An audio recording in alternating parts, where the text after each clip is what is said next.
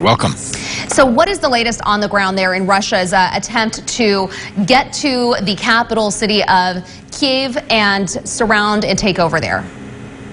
The advance on Kiev is really slow. It's bogged down. The resistance is dogged. And so far, Russia hasn't thrown major mechanized forces into the city. It's as if they're afraid to take that step, which would result in colossal civilian casualties. So they've sort of paused, and they're building up around the city. As for the rest of the country, they are advancing steadily. Russian forces are in the south, between the Crimea and along the Black Sea coast towards the separatist regions in Donetsk. There, the Russians are advancing steadily. Putin, this weekend, we heard, ordered his nuclear deterrent forces to be on alert, meaning the country's nuclear weapons are prepared for increased readiness to launch. Putin said this was in response to NATO powers making what he called aggressive statements. How unprecedented is this move, and should it be interpreted as a Russian threat to use nuclear weapons against the U.S.?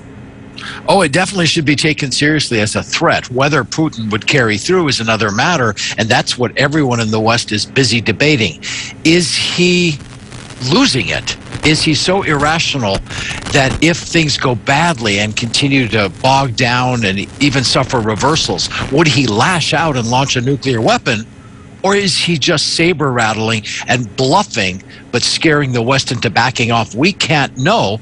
Washington has tried to open a separate nuclear channel, right? A hotline, particularly for this crisis. And so far, the Russians haven't responded. So it's very, very scary. Again, is it brinksmanship, or are we close to nuclear use? We just don't know, because Putin is isolated, he's lashing out, and it's not the Putin that we knew from the past. It's pretty scary times. A Kremlin spokesman said this morning that Russia has the potential to compensate for the damage from the sanctions that Russia is facing from countries around the world. So what effect are these sanctions having? Is there further that the U.S. and other NATO allies could go with sanctions? There is further we could go, but what's happening now is devastating. And I'm sorry for the Kremlin spokesman, but they do not have the ability to halt what's happening now, which is a complete tanking of the Russian economy, right? We've seen the value of the ruble plunge to historic lows. The stock market crashed, and they suspended trading because it was such carnage. People are rushing to banks at ATMs to get their money out. People are dazed and confused in Russia. They were not prepared for this. And I think Putin's afraid that he might have a social explosion on his hands at home. Every day, more people come out to protest. They have arrested over 6,000 so far, and yet people keep coming. So he's got a war at home to deal with, as well as one in Ukraine, and neither one is looking good right now. Ukrainians have agreed to talks with Russians. Are those negotiations happening, and how are they going? They are happening right now, and we're all kind of holding our breaths to see what comes out of them today. Will there actually be a ceasefire?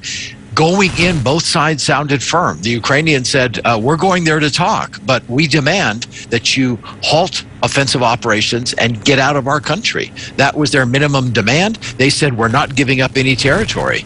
The Russians obviously have grabbed lots of territory, and they're looking to solidify those gains. So far, I don't see where those negotiations will lead to any breakthrough.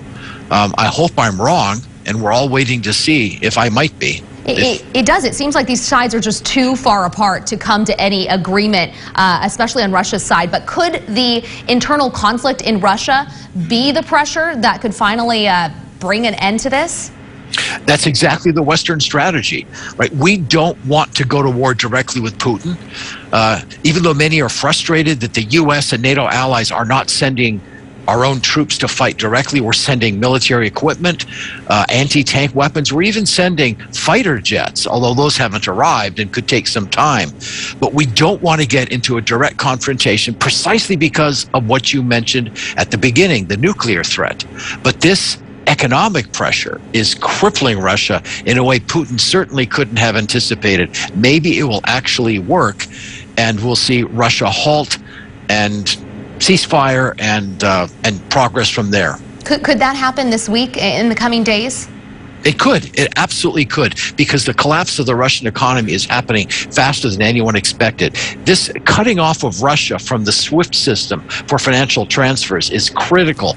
And let me explain one thing. It's not just Russian businesses and Russian banks. The central bank of Russia is now impeded in its abilities to prop up the Russian currency, right? Its foreign reserves are partly blocked. So it can't even do the things it was prepared to do for a crisis, right? The war chest that Putin built up is now partially off limits to him. Therefore, arresting the slide of the ruble and halting inflation in Russia seems impossible. Interest rates are soaring. The cost of imports and food and all kinds of other goods in Russia is skyrocketing. It may well be the thing that forces Putin to halt and turn around. All right, well, we will have to wait and see in the coming days. Really quickly, because we are almost out of time, I just wanted to ask you, so many people I've seen posting on social media are just wondering, what can we do to help? Is there any way, and I know a lot of times in times of crisis like this, you want to be careful about where your money's going to make sure it's getting into the right hands. Do you have any recommendations for those who want to help? Exactly. I understand perfectly. I think the best thing to do is to contact the Consulate General of Ukraine. There is one in California, in Los Angeles, and they will direct, they will have options for charitable donations. And coming through the Ukrainian consulate, it's credible. That's where people should turn to get the best way to help.